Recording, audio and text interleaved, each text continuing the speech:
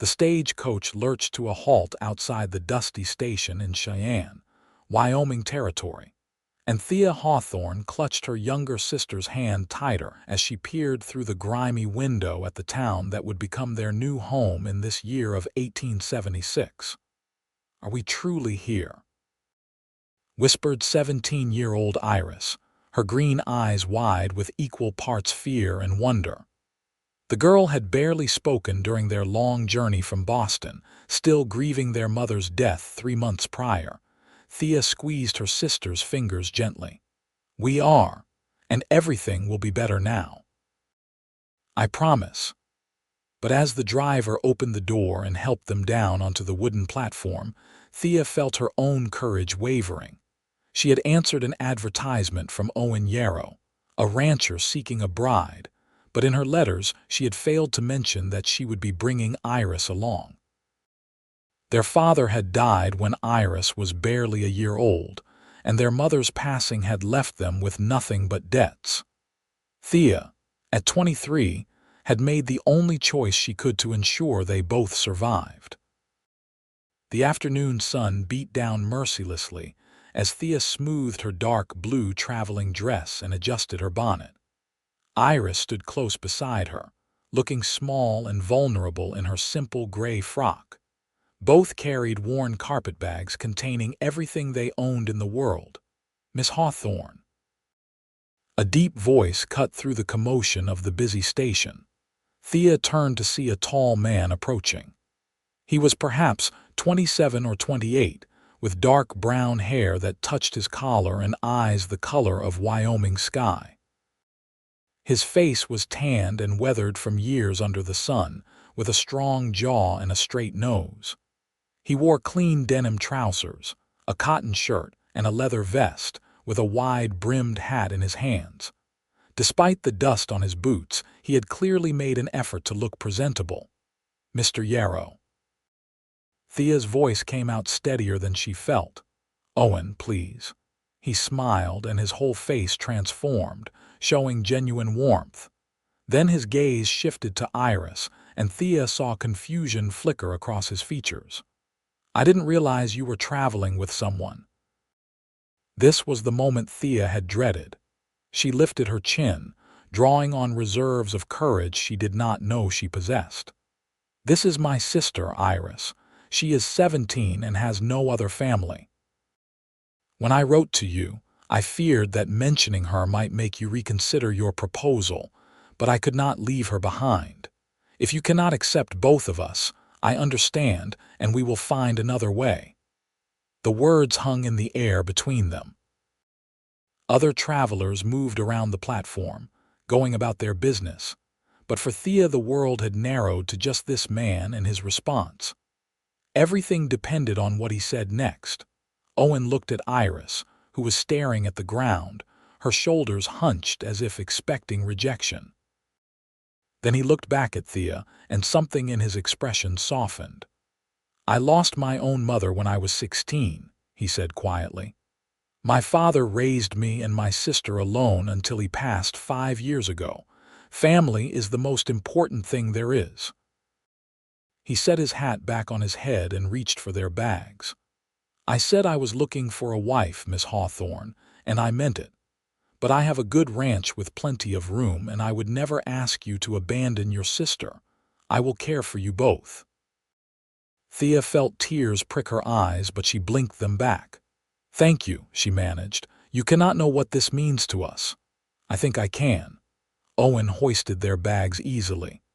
"My wagon is just over here. It's about an hour's ride to the ranch. I hope you are not too tired from your journey." As they followed him through the crowded streets of Cheyenne, Thea took in her new home. The town was alive with activity, far different from the refined streets of Boston. Cowboys rode past on horseback, their spurs jingling. Women in practical calico dresses hurried along the wooden sidewalks. The air smelled of dust, horses, and possibility. Owen's wagon was well maintained, with a sturdy bench seat. He helped both women up before climbing beside Thea, and soon they were heading out of town onto the open prairie. The landscape was unlike anything Thea had ever seen, vast and golden under the endless sky, with the mountains rising in the distance like purple shadows. "Tell me about your ranch," Thea said, partly to break the silence and partly because she genuinely wanted to know. Owen kept his eyes on the road as he spoke. "I have about 500 acres of good grazing land and a herd of maybe 200 cattle. It's not the biggest operation, but it is mine, paid for with years of hard work. The house is solid, built by my father. 2 bedrooms, a main room, and a kitchen. There is a well with good water and a barn for the horses and a milk cow." "Do you run the ranch alone?" Iris asked, speaking for the first time since they had left Boston. Owen glanced back at her with an encouraging smile. "Mostly. I have a hired hand named Jack who helps with the heavy work and the roundups. He has his own place about a mile down the road. My sister, Opal, lives in town with her husband. They run the mercantile. Will we meet her?" Thea asked. "Tomorrow, if you are up for it." "She has been eager to meet you ever since I told her I had placed that advertisement." He paused. "I should probably explain why I did that." Thea waited, curious despite herself. "I was engaged once 3 years ago," Owen said, his voice careful. "Her name was Mary, and I thought we would build a life together. But when her family decided to move to California, she chose to go with them. Said ranch life was too hard and too lonely." He shrugged. "Maybe she was right. It is hard work and the winters can be brutal. But I love this land and I cannot imagine living anywhere else." "I may not know much about ranching yet," Thea said, "but I am not afraid of hard work, and neither is Iris. We will do whatever we can to help." Owen looked at her then, really looked at her, and Thea felt something shift in the air between them. "I believe you," he said. The ranch appeared as they crested a low hill, and Thea felt her breath catch. It was not grand or fancy, but there was something honest and welcoming about it. The house was built of sturdy logs with a covered porch across the front. The barn stood nearby, painted red, with a corral and several outbuildings scattered around the property. Chickens scratched in a yard, and she could see a vegetable garden that looked like it needed tending. "It is wonderful," Thea said, and meant it. Owen pulled the wagon up to the house and set the brake. "I cleaned as best I could, but I will admit housekeeping is not my strongest skill. You will probably find plenty that needs fixing."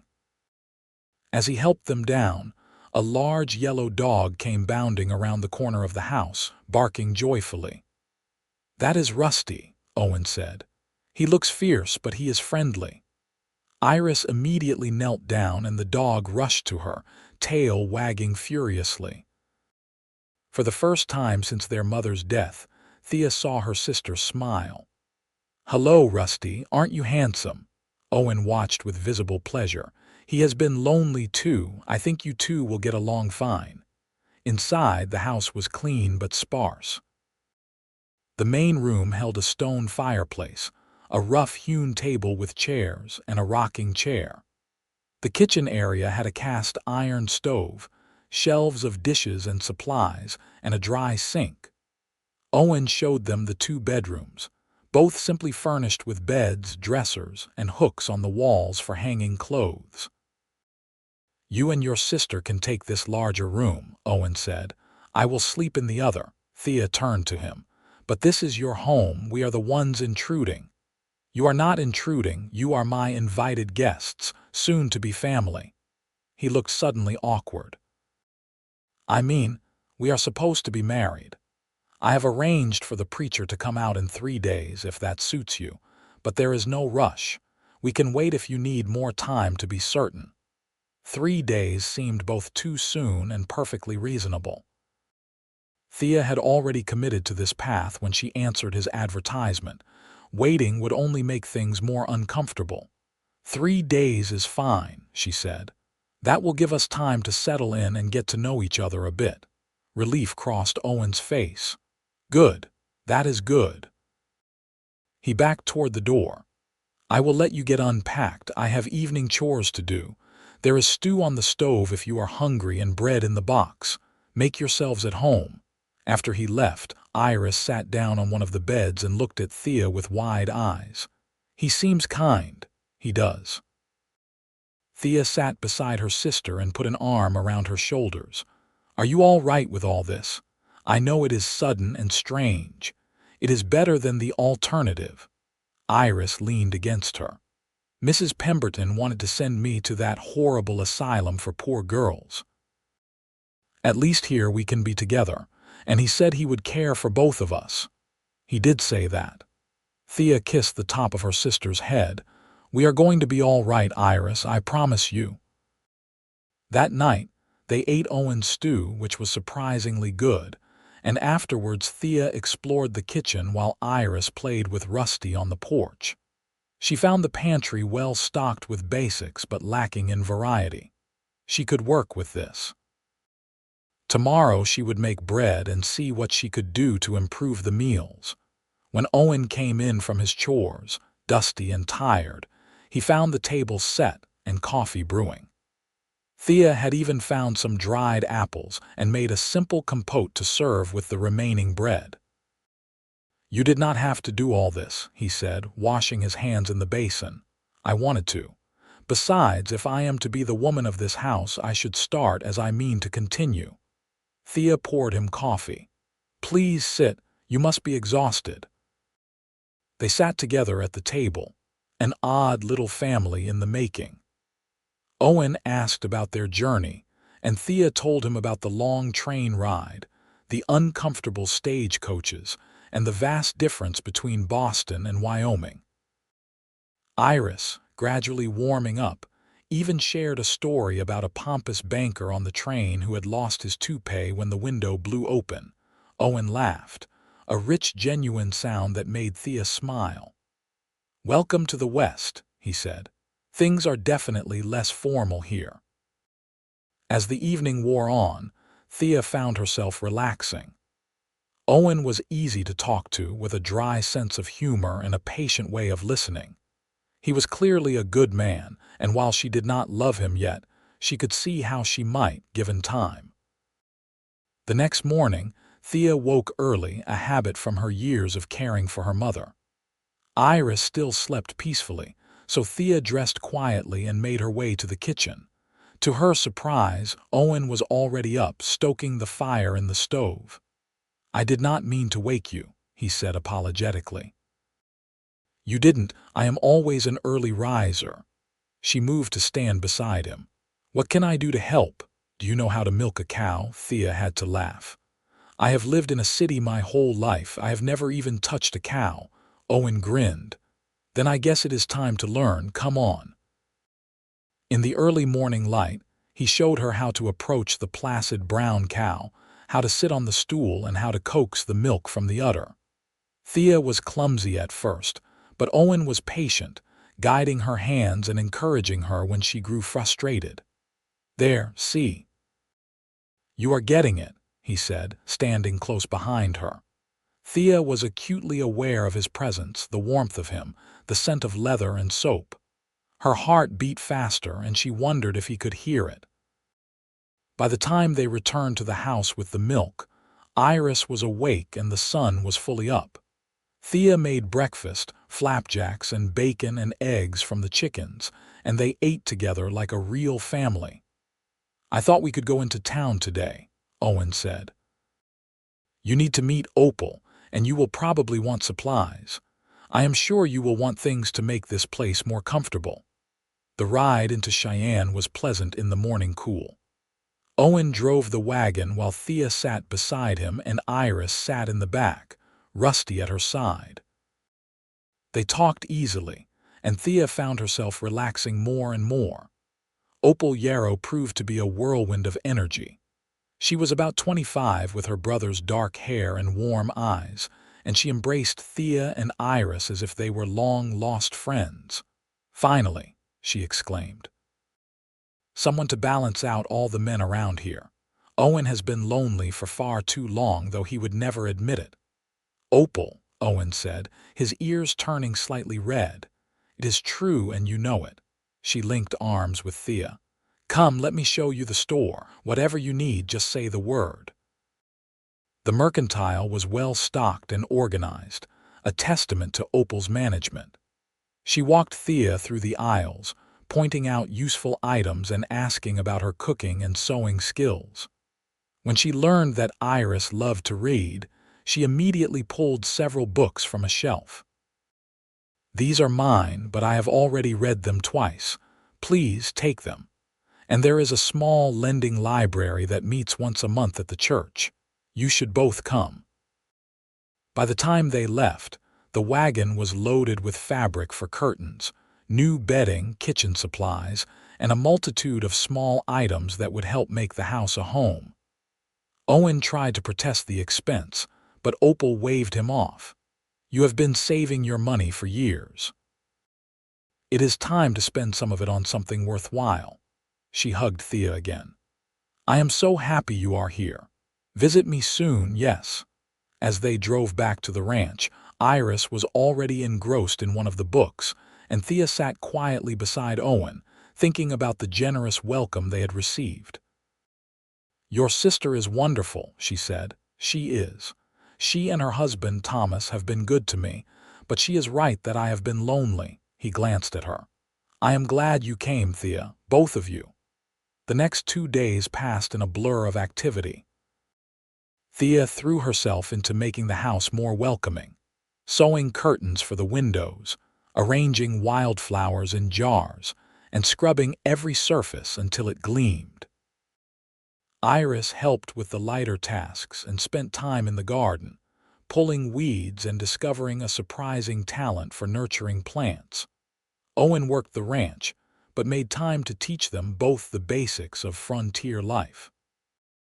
He showed Iris how to gather eggs without startling the hens, and taught Thea how to bake bread in the temperamental stove. In the evenings, they sat together on the porch, talking as the sun set over the prairie. Thea found herself drawn to Owen more each day. He was strong but gentle, patient with Iris and respectful with her. He worked hard but never complained, and sometimes when he looked at her, she saw something in his eyes that made her pulse quicken. On the evening before their wedding, Owen asked to speak with Thea alone. They walked out toward the corral, where his horses grazed peacefully in the twilight. I want you to know something, Owen said, leaning against the fence rail. I am not expecting anything from you tomorrow. I know this is a practical arrangement and we barely know each other. We will take things slowly, at whatever pace feels right to you. Thea stood beside him, looking out at the darkening landscape. You are a good man, Owen Yarrow. I came here out of necessity, that is true, but I am starting to think I may have found something better than I ever hoped for. He turned to her, and in the fading light his face was serious. I want you to be happy here, you and Iris both. That matters more to me than anything else. Why? The question slipped out before she could stop it. Why would you take on responsibility for 2 strangers? Owen was quiet for a moment. Because I know what it is like to be alone and afraid. After my parents died, Opal and I had each other, but it was still hard. And I guess I believe that we are meant to help each other in this life, especially when we can. He smiled slightly. Besides, you are not exactly strangers anymore. Thea reached out and took his hand. It was rough with calluses but warm and strong. Thank you, she said softly, for all of it. Owen's fingers closed gently around hers, and they stood there together as the first stars appeared in the vast Wyoming sky. The next morning dawned clear and beautiful. The preacher arrived at noon, a jovial man named Reverend Phillips who had known Owen since he was a boy. Opal and Thomas came too, along with Jack, the ranch hand, a weathered man of about 50 who nodded approvingly when he met Thea. Iris helped Thea dress in the one good gown she owned, a soft green muslin that brought out the color of her eyes. Thea's dark hair was pinned up and Iris wove wildflowers into the arrangement. You look beautiful, Iris whispered. "Mama would be happy for you." Thea hugged her sister tight. "We are going to be all right now, I promise." The ceremony was simple, held in the main room of the house with everyone gathered around. Owen wore a clean white shirt and a string tie, his hair neatly combed. When Thea came out of the bedroom, his face lit up. "You are lovely," he said, just loud enough for her to hear. Reverend Phillips led them through the traditional vows. When it came time for Owen to say, "I do," his voice was strong and certain. Thea's was softer but equally sure. And when the Reverend pronounced them husband and wife, Owen kissed her gently, a sweet brief press of lips that nonetheless sent warmth flooding through her. Opal had brought food, and they had a simple celebration. Thomas played fiddle, and Jack told stories about Owen's early days learning to cowboy. Iris laughed more than she had in months, and Thea felt a weight lift from her shoulders. They had made it. They were safe. As evening fell and the guests departed, Owen walked them out to their wagon. Opal hugged Thea again. "Come visit me soon," she said, "and do not let my brother work you too hard." "I heard that," Owen called. After they left, the house seemed very quiet. Iris, tired from the excitement, went to bed early. Thea and Owen were left alone, and suddenly the reality of their situation hit home. They were married now, truly married. Owen seemed to sense her nervousness. "Would you like to sit on the porch for a while? It is a nice night." They sat in the rocking chairs, listening to the crickets and the distant call of coyotes. Thea wrapped a shawl around her shoulders against the evening chill. "I meant what I said yesterday," Owen said quietly. "We do not have to rush anything. I can sleep in the spare room for as long as you want." Thea looked at him, this good man who had taken her and her sister in without hesitation. "You are sleeping in the spare room now because Iris is in your bed. That is not fair to you. I am fine on the floor in the main room." "Owen." She reached over and took his hand. "I am your wife now. We are partners in this. I am nervous, yes, but I trust you. And I think, given time, this could become more than just a practical arrangement." His hand tightened on hers. "I would like that," he said, his voice rough. "I would like that very much." They sat together in the darkness, holding hands, taking the first real steps toward building a life together. The next few weeks settled into a rhythm. Thea learned the routines of ranch life, discovering a capability she had not known she possessed. She could cook on the temperamental stove, make butter from cream, preserve vegetables for the winter ahead. Iris thrived in the open air, losing the pallor of grief and gaining color in her cheeks. The garden flourished under her care. Owen proved to be a patient teacher and an attentive husband. He never pushed Thea for more than she was ready to give, but there were small moments of tenderness that added up. His hand on her back as he passed behind her, the way he brought her coffee in the morning, the pride in his eyes when she mastered a new skill. And Thea found herself falling for him, slowly but surely. She loved watching him work, the easy competence with which he handled the horses and cattle. She loved his quiet sense of humor and the way he was always kind to Iris. She loved the man he was, honest and hardworking and good. One evening, about a month after their wedding, they sat together on the porch after Iris had gone to bed. The summer air was warm and sweet with the scent of the prairie flowers Iris had planted near the house. "Thea," Owen said, and there was something in his voice that made her turn to look at him. "I need to tell you something." Her heart skipped. "What is it?" "I am falling in love with you." The words came out in a rush. "I know we married for practical reasons, and I said we would take things slow, but I cannot pretend anymore that this is just an arrangement. You have made this house a home. You have brought joy and life to this place, and I wake up every morning grateful that you are here." Thea felt tears prick her eyes, but they were happy tears. "Owen, I am falling in love with you too. I did not think it was possible to feel this way about someone I barely knew a few months ago. But you have been so good to us, so patient and kind. How could I not love you?" Owen stood and pulled her up into his arms. "May I kiss you, really kiss you?" "Yes," she whispered. "Please." This kiss was nothing like the chaste peck at their wedding. It was deep and passionate, full of weeks of restrained longing. Thea melted into him, her hands fisting in his shirt, and felt the world spin around them. When they finally broke apart, both were breathing hard. "I think," Thea said shakily, "that tonight we should share a room if you want to." Owen's eyes darkened. "I want to. I have wanted to since the moment I saw you step off that stage." That night, they truly became husband and wife in every sense. Owen was gentle and loving, and Thea discovered a passion in herself she had not known existed. Afterward, lying in his arms in the darkness, she felt completely safe and cherished for the first time since her mother had died. "I love you," Owen whispered into her hair. "I love you too," she whispered back. The summer passed in golden happiness. Thea and Iris both settled fully into ranch life.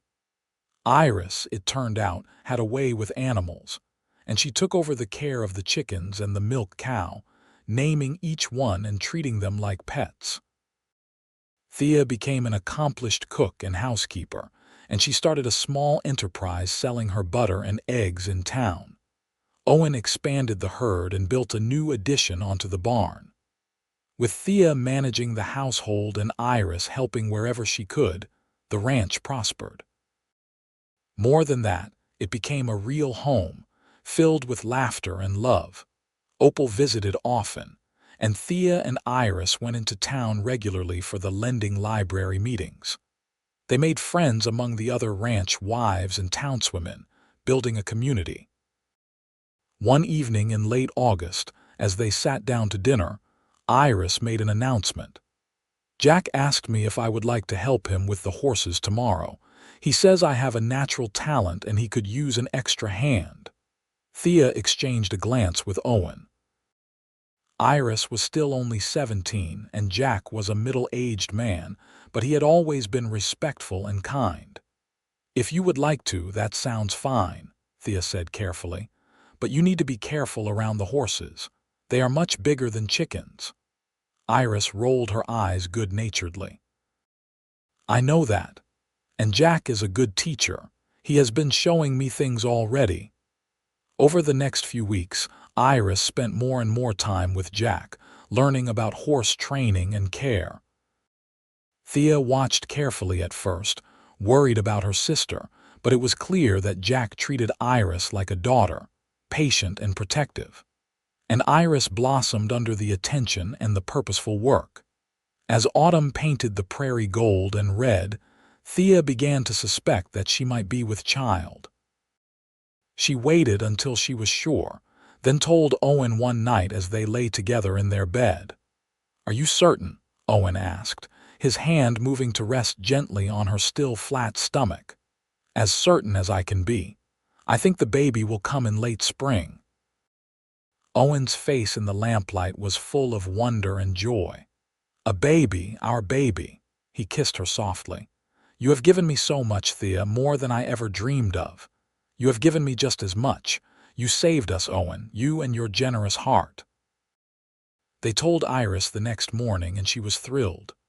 "I am going to be an aunt. Oh, I hope it is a boy. I have been surrounded by too many females." "It could be a girl," Thea pointed out, laughing. "Either way, I will spoil this child rotten." Opal was just as excited when they told her, immediately beginning to plan and offering all sorts of advice. The whole community seemed pleased, and gifts began arriving. Baby clothes and blankets, and a beautiful cradle that Thomas built himself. Winter came early that year, with snow blanketing the prairie by November. The ranch work slowed, but there was still plenty to do. Owen and Jack made sure the cattle had enough fodder and broke ice from the water troughs every morning. Thea and Iris kept the house warm and comfortable, cooking hearty meals and working on sewing projects for the coming baby. The long winter evenings were cozy. They would gather around the fireplace, Owen whittling, Thea sewing, and Iris reading aloud from the books Opal lent them. Rusty would sprawl on the hearth, and outside the wind would howl, but inside they were safe and together. One particularly cold night in January, there was a knock at the door. Owen opened it to find a young couple standing on the porch, nearly frozen and desperate. "Please," the man said through chattering teeth. "Our wagon broke down about a mile back. My wife, she is expecting, and it is too cold to stay out there." Owen did not hesitate. "Come in, quickly. Get by the fire." Thea sprang into action, heating water and finding extra blankets. The couple, who introduced themselves as Henry and Louise Garrett, were heading west to Oregon but had been caught by the early storm. Louise was about 7 months along, pale and exhausted. "You will stay here until the weather breaks," Owen said firmly. "We have room and you need rest." The Garretts stayed for 3 days until the storm passed, and Owen and Jack could repair their wagon wheel. In that time, Thea grew close to Louise, who was only a year younger than herself. They talked about babies and the challenges of frontier life, and when the Garretts finally left, it was like saying goodbye to friends. "Thank you," Louise said, hugging Thea tight. "You have saved our lives. If you are ever in Oregon, please find us." "Travel safely," Thea said. "And may you have a healthy baby." After they left, Owen put his arm around Thea. "You have a gift for making people feel welcome." "I learned it from you," she said, leaning into him. As winter slowly gave way to spring, Thea's pregnancy became obvious. She bloomed, growing round and rosy despite the occasional discomfort. Owen became even more protective, trying to keep her from doing any heavy work, though Thea laughingly insisted she was not made of glass. Iris turned 18 in April, a quiet young woman now, still working with Jack and the horses. She had developed real skill, and even Owen admitted she had a talent for training that surpassed his own. One evening, Jack asked to speak with Owen and Thea privately. They sat in the main room, and the older man twisted his hat in his hands nervously. "I know this might sound strange," he began, "but I have been thinking a lot lately about the future. I have saved good money over the years, and I have been looking to buy a piece of land and start my own breeding operation. I am good with horses, and I think I could make a go of it."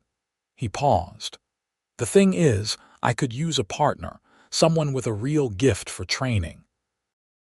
I would like to ask if Iris might be interested." Thea looked at Owen, surprised. This was not what she had expected. "Jack, that is generous," Owen said carefully, "but Iris is only 18 and your junior by many years." "I know that, and I am not proposing anything improper," Jack said quickly. "This would be a business arrangement, pure and simple. I would build a separate cabin on the property for her. She would have her own space and her independence. But together, I think we could build something good." "We need to talk to Iris," Thea said. "This has to be her decision." They did talk to Iris, and her face lit up with excitement.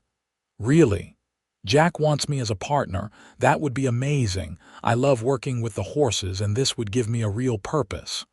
"Are you sure?" Thea pressed. "You are so young, and it is a big responsibility." "I am sure. I have never been more sure of anything." Iris took Thea's hand. "You took care of me my whole life. Now I can build something for myself. Please say yes." After much discussion, they agreed. Jack found a good piece of land about 5 miles from the ranch and began building. True to his word, he built 2 cabins, one for himself and a smaller but comfortable one for Iris. Throughout the spring, as Thea grew bigger with the baby, Iris spent more time preparing for her new venture. By late May, Thea's time was near. Opal came to stay at the ranch, and the local midwife, a capable woman named Mrs. Kettering was on call. Owen was a bundle of nerves, driving everyone slightly mad with his worry. When labor finally started one warm evening, Owen nearly panicked. "Should I ride for Mrs. Kettering? Should I boil water? What do I do?" "You stay calm," Opal said firmly. "And yes, go get the midwife. We will take care of Thea." The labor was long and difficult, lasting through the night and into the next morning. Owen paced outside, unable to sit still, while Iris held Thea's hand and Opal and Mrs. Kettering coached her through the contractions. Finally, as the sun rose over the prairie, a baby's cry rang out. Mrs. Kettering smiled. "It is a boy, a healthy, strong boy." Owen burst into the room and found Thea, exhausted but radiant, holding a tiny bundle wrapped in a soft blanket. "A son," she said softly. "We have a son." Owen knelt beside the bed, touching the baby's tiny hand with one finger. The infant's fingers closed around his, and Owen felt his eyes fill with tears. "He is perfect. You are perfect. Thank you, Thea."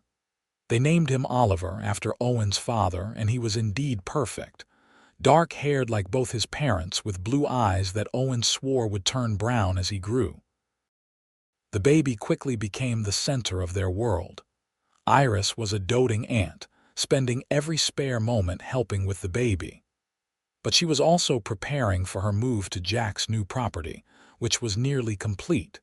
In July, just after Oliver turned 2 months old, Iris moved into her cabin. It was a bittersweet moment for Thea, who had never been separated from her sister before. "I am only 5 miles away," Iris reminded her. "I will visit all the time, and you need to focus on your family now." "You are my family too," Thea said, hugging her tight. "I know, and I always will be." But Owen kept his promise. He cared for both of us, and now we are both thriving. Let me go build my own future. Over the next few months, Iris did exactly that. She and Jack worked hard, training horses and building a reputation for quality. True to his word, Jack treated Iris as an equal partner, teaching her everything he knew and respecting her ideas and instincts. Meanwhile, at the ranch, Oliver grew and thrived. He was a good baby, happy and healthy, and Owen was a devoted father. Thea would often find him in the middle of the night, sitting in the rocking chair with the baby in his arms, just watching him sleep. "I never knew I could love something this much," Owen admitted one such night when Thea joined him. "Between you and Iris and now Oliver, I feel like the luckiest man alive." "We are the lucky ones," Thea said, settling beside him. "You opened your home and your heart to us. You kept your word about caring for us both, and look what we have built together." As autumn came again, a full year since Thea and Iris had arrived in Wyoming, the ranch was more prosperous than ever. The cattle herd had grown, Thea's egg and butter business was doing well, and Oliver was a thriving 6-month-old who was starting to sit up on his own. Iris visited often, usually with Jack, and it was clear that her business partnership was succeeding. She had handled the training of several horses that had sold for good prices, and her reputation was growing. One Sunday, when they all gathered for dinner at the ranch, Jack cleared his throat. "I have something to say," he began, looking nervous. "Iris and I have been partners for almost 6 months now, and it has been the best decision I ever made. Not just because she is good with horses, though she is, but because she has become one of the most important people in my life." Iris looked at him in surprise, and Thea felt Owen tense beside her. "I know I am older," Jack continued, "and I know this might seem strange, but I have come to care for Iris as more than just a business partner. I am asking permission to court her properly if she will have me." There was a moment of stunned silence. Then Iris spoke, her voice soft but clear. "I would like that, Jack. I have been hoping you might feel the same way." Thea looked at her sister, seeing not the frightened girl who had arrived in Wyoming but a confident young woman who knew her own mind. "Are you certain?" she asked. "I am. Jack is kind and patient, and he treats me like an equal. He is a good man." Iris looked at Owen. "Just like you." Owen studied Jack for a long moment, then nodded slowly. "You have been respectful and honorable. If this is what Iris wants, and if you promise to continue treating her well, then you have my blessing." Jack's relief was visible. "Thank you. I promise I will make her happy." The courtship was proper and patient, despite the fact that they already spent their days working together. Jack would come calling on Sundays, bringing flowers or small gifts, and they would sit on the porch of Iris's cabin talking for hours. The whole community watched with approval, seeing two lonely people finding companionship. By Christmas, Jack proposed officially, presenting Iris with a simple gold ring. She said yes without hesitation, and they planned a spring wedding. The winter was busy with preparations. Thea sewed Iris a beautiful wedding dress from cream-colored silk that Opal helped them order from a catalog. Owen and Jack built furniture for the home they would share, expanding Jack's cabin to make it more suitable for a married couple. Oliver took his first steps that winter, toddling around the house and keeping everyone entertained with his antics. He was a happy child, loved and secure, and Thea often thought about how different their lives might have been if Owen had not agreed to take them both in. Iris and Jack married in April of 1878, exactly 2 years after Thea and Owen's wedding. The ceremony was held at the church in Cheyenne, with Reverend Phillips officiating once again. Iris was radiant in her cream silk dress, and Jack looked happier than anyone had ever seen him. At the reception, held at the ranch, Thea stood with Owen and watched the newlyweds dance. "Look at her," she said softly. 2 years ago she was a scared girl who had lost everything. Now she is a confident woman with a business and a husband who adores her." "You did that," Owen said. "You protected her and brought her here and gave her a chance at a new life." "We did that," Thea corrected. "You were the one who said you would care for us both. You made all of this possible." Owen kissed her temple. "Best decision I ever made." Life settled into a new rhythm. Iris and Jack were happy in their business and marriage, visiting the ranch regularly. Oliver grew into a bright, curious toddler who loved the horses and his dog Rusty. In the fall of 1878, Thea discovered she was pregnant again. This time she was less nervous, knowing what to expect, and Owen was only slightly less anxious than he had been with Oliver. Their daughter, Lily, was born in May of 1879, an easy birth compared to her brother. She had Thea's dark hair and Owen's blue eyes, and she was doted on by everyone who met her. Iris, visiting just days after the birth, held her tiny niece with wonder. "She is beautiful. You are so lucky, Thea." "You and Jack could have your own children," Thea pointed out gently. Iris smiled. "Perhaps someday. Right now we are focused on the business, but yes, I think I would like that eventually." Sure enough, by the end of that year, Iris announced that she too was expecting. The cousins would be close in age, which delighted everyone. The years that followed were full and happy. Iris and Jack had a daughter, Rose, in 1880, and then a son, Joseph, in 1882. Thea and Owen had another son, Samuel, in 1881. The ranch continued to prosper, as did Jack and Iris's horse training operation. The two families were close, gathering for Sunday dinners and holidays, supporting each other through the challenges of frontier life. On a beautiful evening in the summer of 1885, almost exactly 9 years after Thea had first arrived in Cheyenne, the extended family gathered at the ranch for a celebration. It was Owen and Thea's anniversary, and Opal had organized a party. As the sun set over the prairie, painting the sky in shades of gold and pink. Thea stood on the porch watching the scene before her. Oliver, now 8, was playing with 7-year-old Rose. 6-year-old Lily was helping Iris with baby Joseph, and Samuel, 4, was toddling after Rusty's successor, a younger dog named Scout. Owen came to stand beside her, putting his arm around her waist. "What are you thinking about?" "About how far we have come," Thea said. "I was so frightened that day I stepped off the stagecoach. I had no idea what kind of man you would be or whether I had made a terrible mistake. And now I know that coming here was the best thing I ever did. You kept your promise, Owen. You said you would care for both of us, and you have done so much more than that.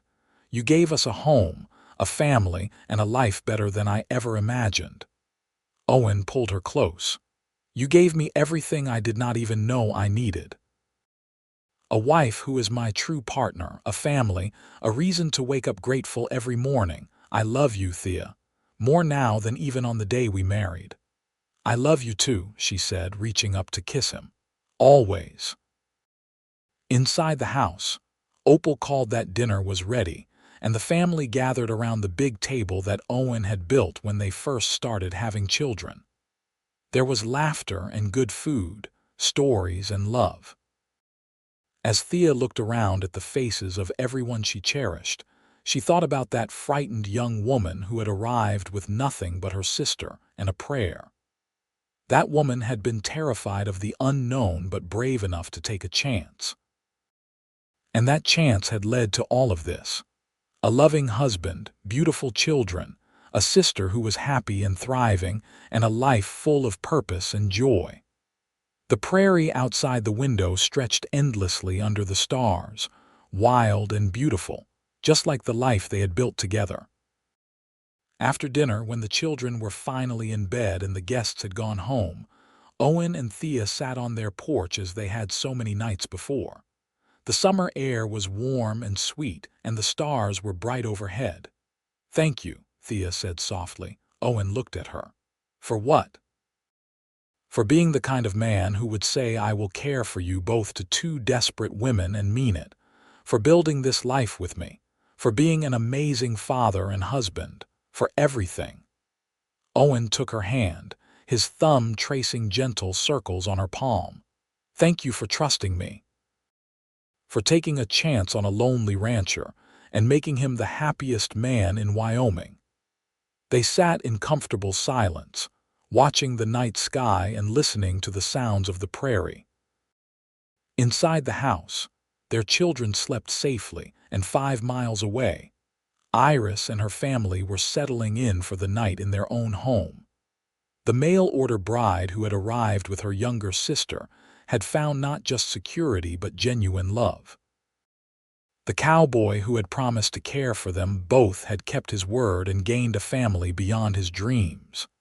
And together, they had built something lasting and true, a legacy that would continue for generations to come. As they finally rose to go inside, Owen paused to kiss his wife under the stars.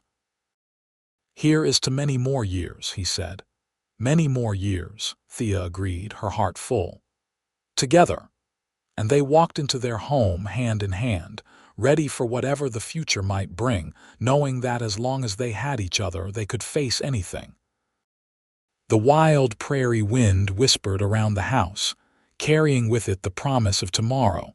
And the ranch stood solid and welcoming, a testament to love, courage, and the power of keeping one's word. Their story, which had begun with uncertainty and fear, had blossomed into something beautiful, a love story written across the landscape of Wyoming Territory, proving that sometimes the bravest thing you can do is trust in the goodness of others and open your heart to the possibility of happiness. And in doing so, you might just find everything you never knew you needed, waiting for you under the endless western sky.